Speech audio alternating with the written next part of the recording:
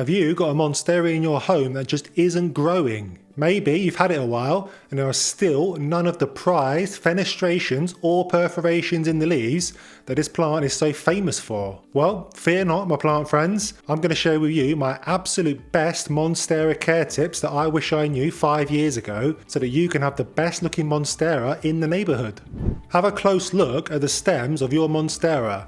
How big are the gaps between the leaves? If the gaps are larger than the width of your hand, then your plant is not getting enough light. This is certainly the case with my Monstera in my bedroom. This plant does sit about 2 meters away from my bedroom window. I can tell it's not really getting enough light because it's pretty slow growing. None of the leaves have any perforations and there are large gaps on the stems between the leaves. The more light your Monstera gets, the more it can generate energy for growth through photosynthesis, and the quicker it will push out new leaves. This means that the stems do not become elongated with larger and larger gaps between each leaf node. The Monstera that sits on my living room windowsill gets tons of light with a few hours of direct afternoon sunlight, and the gaps on the stems is much shorter. A good way to assess how much light any plant in your home is getting is to get on the floor and see the world from their viewpoint and look how much of the sky it can see. If the view of the sky is obstructed by your walls and ceiling,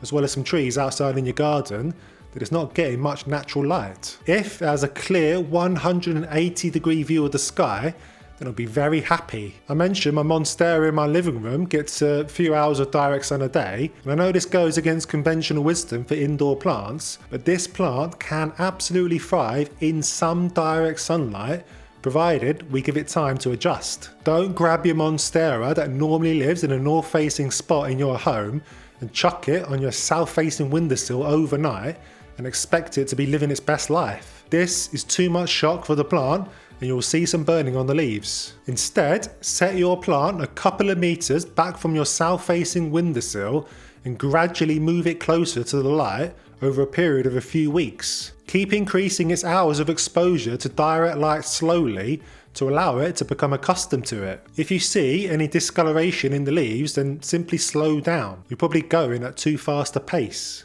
The point of doing all this is that you'll eventually be rewarded with highly fenestrated Monstera with lots of highly prized fenestrations in the leaves. Perforations are the little holes you can see in the foliage. For some reason, perforations in the leaves is one of the most highly sought after commodities in the world. Probably. And here's the thing, fenestrations and perforations in the leaves is a direct response to natural light. When this plant gets lots of light, it sends a signal that it can reduce leaf surface area at the top so that the lower leaves get their fair share of light too. This is exactly what happens in the jungle as the plant creeps up its surrounding trees. It grows higher and higher up to the canopy of the jungle, and the highest leaves become more and more fenestrated to allow the lower leaves of the plant to access to light. Pretty smart, eh? Keep this plant in a dark spot in your home and you'll have a boring plant that is slow growing with hardly any funky holes or slits in the leaves.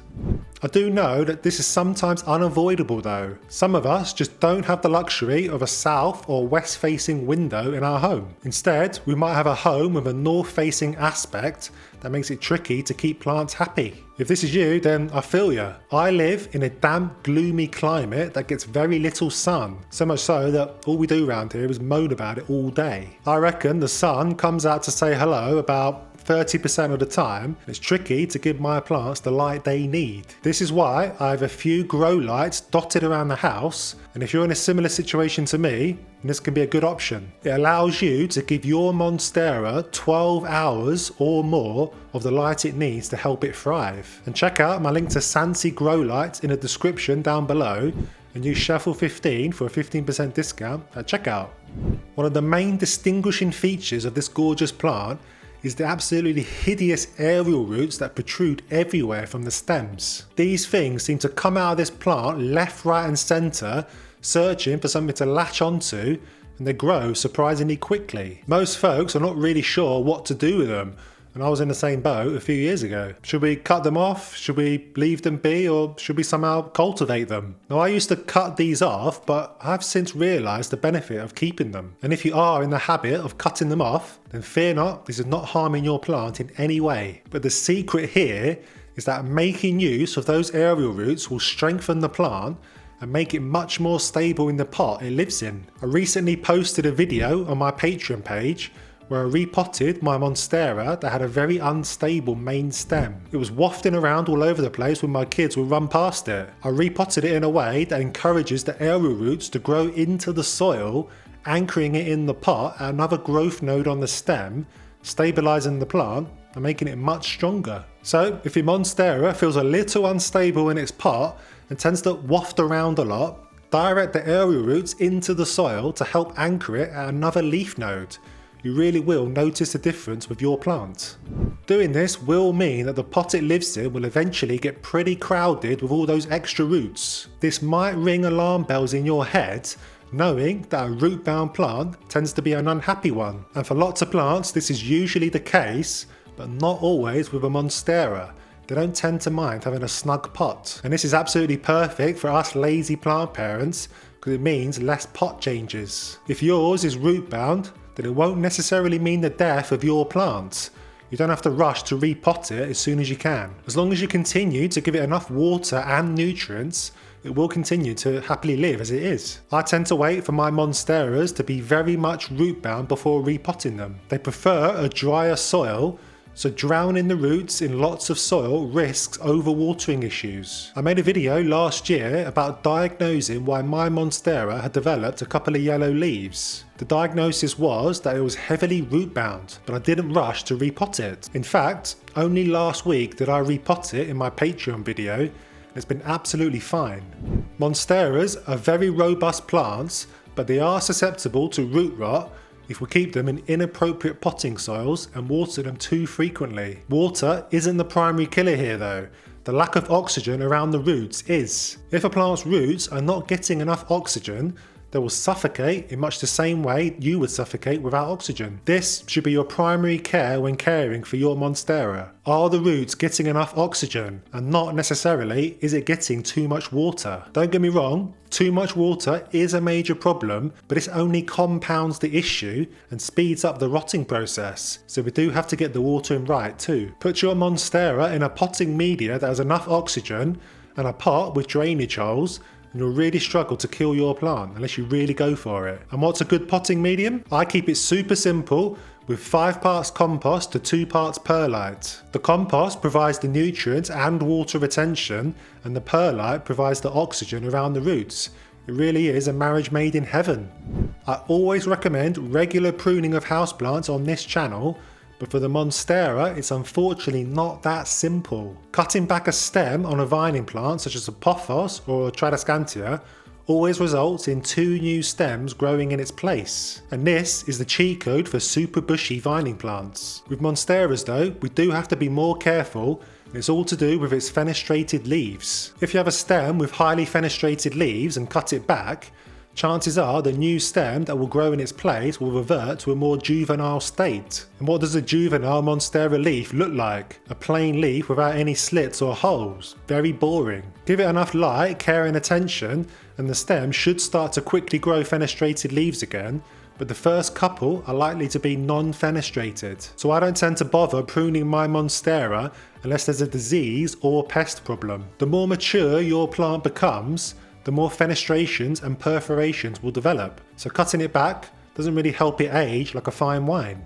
If you have a Monstera in your home, you're giving it the right conditions and all the right care, and you're still seeing a distinct lack of perforations in the leaves, then let me let you in on a little secret. It's a little known fact, there are actually 2 types of Monstera plants you can buy that look very similar. The Monstera borzigiana and the Monstera deliciosa. They are slightly different varieties of the same plant and have some important growing pattern differences. The Monstera borzigiana is the far more common variety that you'll be able to pick up easily in your local garden centre or big box store. The Monstera deliciosa, on the other hand, the plant that you thought you had sitting proudly in your home but probably don't, is less common, more expensive, and usually only found in good garden centres or online. The key difference between the two is that the Borzigiana has a limited growth habit, with leaves generally reaching a maximum size of 50 centimeters or 1.5 feet. The Deliciosa, or as it's more commonly referred to, the large form Monstera, has a much larger growth habit, with the leaves reaching a potential size of 1 meter or 3 feet. This means that the Monstera you purchased from IKEA will never reach the size of a large form Monstera with those glorious massive leaves. Don't get me wrong, it's still a large plant, but if you want a plant to rival those found in pro YouTuber videos, then you'll be disappointed. The key difference between the two though, and the primary reason you may want to fork out the extra money for a Deliciosa, is the extra number of fenestrations and perforations in the leaves of the Deliciosa. You will get more perforations on a mature Deliciosa than you will on a Borzigiana.